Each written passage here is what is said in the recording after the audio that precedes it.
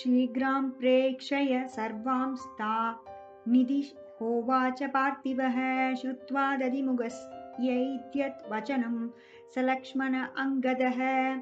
अब्रवीद्वान् हरिश्रेष्ठो वाग्यं वाग्यविशारदः। सङ्गे श्रोतोऽयं वृद्धान्तो रामेण हरियूदपा। तच्चमं नेह न स्थातुं क्रियते कार्यपरन्दपा। भीत्वा मधु यदा कामं विश्रान्ता वनचारिण। किं शेषं गमनं तत्र सुग्रीवो यत्र मे गुरु।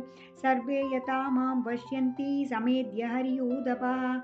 तथास्मि कर्तव्ये भवद्भिः बरवानहं।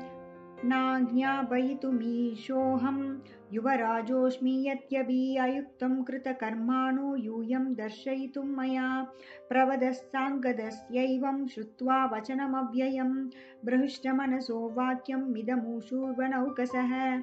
एवं वक्ष्यति को राजन् प्रभुवन् सन्वानरर्षभ। ऐश्वर्यमदमद्दो हि सर्वोऽहमिति मन्यते। तव चेदं शुश्रूषं वाक्यं नान्यस्य कस्यचित्। सन्नदिर्हितवाक्यादि भविष्यच्छुभयोक्यताम्।